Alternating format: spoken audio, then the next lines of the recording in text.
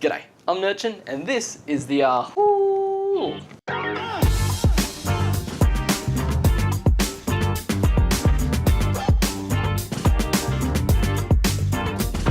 So you're walking in the jungle and a terrible cold fills the night sky. Before you know it, you're attacked in a flurry of dark fur and sharp claws. You try to run, but leathery wings wrap around you like a blanket as powerful jaws find your neck. What can you do? What should you have done to avoid this terrible fate? And what is this mysterious creature? Well, that depends on what part of the world you're in. You see, today we're looking at the killer bats of the cryptozoological world. This one is no simple cryptid profile. Today we're looking at the worldwide family of these winged terrors. Today we're going to break it down into the ahul, the kongamato, the olitiao, the orang batty, bat, bird, lizard, are they real, and where to find one. Alright, let's get to it. Of all the bat cryptids, this boy sits atop his controversial throne, the ahul. In 1925, zoologist Dr. Ernest Bartels reported having seen one on the island of Java. But he was by no means the first one to have seen it. When he went around to the inhabitants of the island, they all knew exactly what he was talking about. This wasn't a creature of fabricated mythology, it was just a fact that this thing existed to them. So what did Bartels see? He was travelling through the jungle near a waterfall when he was swooped. This thing was large. The body about the size of an infant, but with the wingspan of about 4 meters. It had large leathery wings with claws at the tip. Oh, so it's a large bat, right? Well, not really. See, this thing had the face of a monkey or ape, maybe a macaque or a gibbon, sporting large white fangs and black eyes. So that's what it looked like, but what did it do? He called it the ahul because every time he found it, he could hear its haunting call. Ahul. This is odd for a bat. A lot of bats use echolocation, which means they use small clicks and chirps to locate their prey in total darkness. They bounce off the walls as echoes and are detected by the bat's huge ears. A long bellowing call like the ahul doesn't really fit the bill for a bat. Then again, a long bellowing call is much more in line with some monkeys around the world, such as the howler monkey.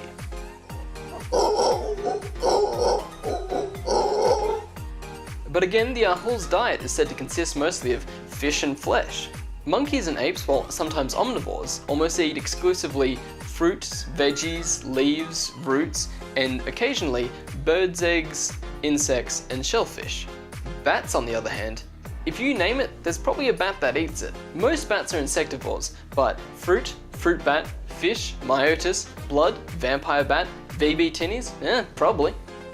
The ahul's assumed diet is based off the fact it can be found hunting near water or its attacks on humans. But a lot of animals will attack humans if they come into their territory. Also, it supposedly caught fish using the claws on its wings, which I've either misinterpreted or it's wrong. Do they sit by the water and clap, or do they scoop when they fly? Anyway, Bartels spends most of his career hunting for this creature and confers with his fellow zoologist Ivan T. Sanderson. It was actually Sanderson who hypothesized the ahul was a species of Mycochiaterra, or it was closely related to any of the other cryptids that he had previously been researching. But what cryptids, you ask? Well, let's have a look, why don't we? The kongamato, breaker of boats. This cryptid, while similar, looks a touch different from the ahul. In 1923, the author Frank Melland wrote the book Witchbound Africa, which describes the creature. The kongamato has a 4 to 7 foot wingspan with a sometimes black but mostly red body. Some claimed it was a bird but with skin instead of feathers, and it had a long beak or a snout full of teeth. Some said bat, some said bird, but when Melland showed the native people a picture of a pterodactyl, they all confirmed that was the kongamato. Melland was skeptical, but he had to admit, the climate down by the river was perfect for a reptile, and the swampy landscape would swallow up any chance of finding a body. One of the more recognized sightings of this creature was actually by Sanderson himself in 1932 when he was hunting for hammerhead fruit bats. Ivan T. Sanderson was on a British Museum-funded expedition to West Africa. His team was shooting at bats down by a river in Cameroon when he was attacked. I can't imagine why. But was it a kongamato? It's a little hard to tell, and depending on which article you read, you'll probably get a different answer. The creature had a 2 to 4 meter wingspan, with a lower jaw full of teeth, a black body, and wings of either brown or dark red. But when he went to the native people of Cameroon, they all claimed it was the olitiao, or olitiau? The name likely comes from the Ipolo words ole and natia. This is in reference to large ceremonial masks that represent demons, or they were literally referring to the Alitiao as a demon. Some people think the Alitiao is another name for the Kongamado. Some people think that they're different species but the same genus. But if Sanderson seemed to think it looked more like an Ahul, he was obviously leaning more towards a giant bat than a pterodactyl. So at this point it's getting pretty confusing. What is the Ahul? Is it the boat lad or the demon? And what is that? Are you sure that isn't made up? Well, I've still got one more bat to throw in the mess, and that is the Orang Bati. This fluorescent friend comes from the Indonesian island of Seram. The name supposedly translates from the Moluccan language to men with wings. So this one's less bat, less bird, and a whole lot more monkey. The Orang Bati stands around 5 feet tall and is supposedly a whole lot more feminine. Basically, blood orange monkeys that swoop into villages, steal children, and then take them back up to the mountain to be eaten. It got to the point where simply seeing one of these creatures was enough to kill you, but we'll get into that one later. There are actually quite a lot of bat-like cryptids, like the ones I've already shown. Unfortunately, a lot of them can be easily explained or have weak to no evidence. But just so no one goes home disappointed, here are some honourable mentions. The Fangalabolo, which rips the hair from people's head. The Guia Phairo, aka the fear that flies in the night. The Malala Ruka, which is the size of a small dog that eats fruit. The Sasa Bonsam, a vampiric creature that comes from Ghana. The Ropin, literally a pterodactyl from Papua New Guinea. That's all that one is. The Garcane. Oh, hey, that one's Australian.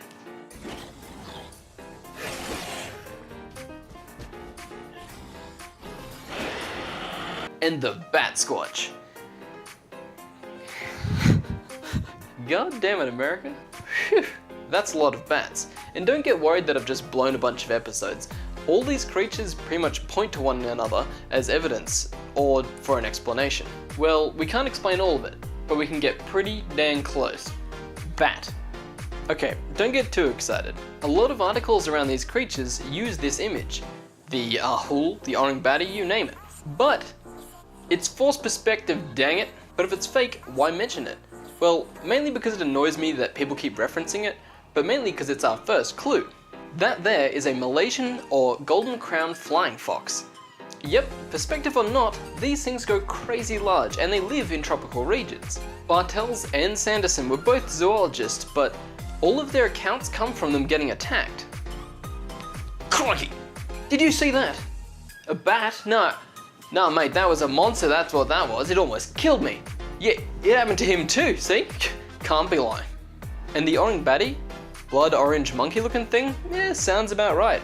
And if a flying fox is scavenging for food, it's perfectly likely a kid could get swooped if they're holding a durian or a mango, whatever that eats. And it turns out the greater flying fox can be the carrier of the deadly Henipavirus. If someone comes into contact with this creature's saliva, or maybe eats some fruit that had been eating, then they can most likely die, maybe leading to this idea that you can die just from seeing one.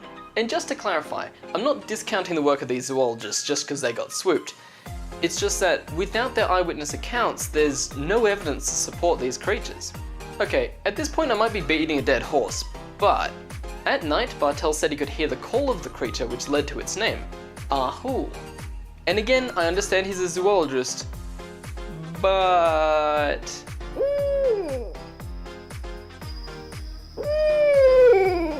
Obviously the Ahul isn't an owl, but for the sound it makes, that's definitely a theory. The accidental link to owls could have inspired the Ahul's supposed diet of fish, but at this point I'd just be speculating. I usually leave all the explanations to the end, but there's not much you can say about the Kongamado without saying the word pterodactyl. A lot of these bat cryptids, upon closer analysis, sound a lot more like reptiles than mammals. But this isn't that surprising considering the animal kingdom is near devoid of creatures with bat-like wings that aren't bats. So were these people really seeing pterodactyls? I mean, we've seen it before. Creatures living since the prehistoric age is a real thing, and if any place is going to be able to sustain a dinosaur, it would be Central Africa. Unfortunately, this is contradicted by the lack of bodies or skeletons ever found, even if the sinking swamps provide a convenient answer. The other possible answer is cultural memory. The native people of Central Africa may have seen these pterodactyls late into their existence and then just passed on the memories through oral tradition. Finally, what's my opinion? I think the existence of giant bats hiding in the tunnels of Indonesia isn't entirely impossible. But I think we already found them and they're just called flying foxes. I also think it's entirely possible that a deformed bat or a pterodactyl could have started these rumours, but even with a prehistoric lifespan, I think they would have died a long time ago. But if you have any stories or preferred theories on the Ahul, Kongamado, or any of the other cryptids I've mentioned, I'd love to hear it in the comments or via Twitter. Bartels and Sanderson put a lot of work into trying to find the Ahul, but I would have liked at least one more person to be able to say they've seen it. Luckily, I already know somebody who's hiding in tropical caverns and has never let the possible threat of instant and horrible death get in between him and a good hunt. I am of course talking about Wendell Elmwood. Over to you, Wendell. Thank you, Nurchin, and hail and well met to my fellow crypto enthusiasts. Today we're here in the island of Java, searching for the Ahul. Due to volcanic activity, there's a network of tunnels all under this mountain, so this is gonna be no easy trap to catch. Okay, I guess let's get to it.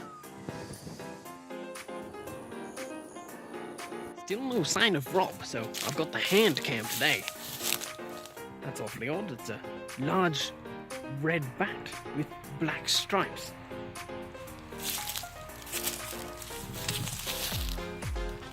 Wonder who left this out here. Okay, if you're looking for the Ahul, just remember, search Indonesia and the surrounding islands. Look for rivers and waterfalls. Listen for its bellowing call. And remember, keep your mind on the prize and your eyes to the skies. Oh, I think I just heard it now. Come on, let's go.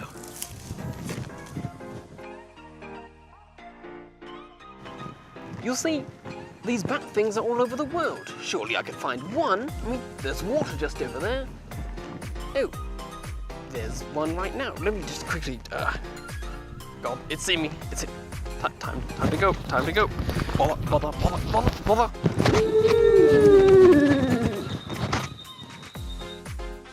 That was a close one, lads, but I managed to clock him with a baseball bat I found and he dropped me off in this tree. Yeah, there he goes now, I'll show you. Yeah, you better run. Anyway, I've dropped all my equipment and it's a long way down. I sure could use a hand right now. I wish Rob was here. Thanks for watching. If you enjoyed, be sure to subscribe. I've got some announcements coming up, including a second channel for streaming and less polished works, so be sure to follow me on Twitter for all these upcoming updates. Catch you next time.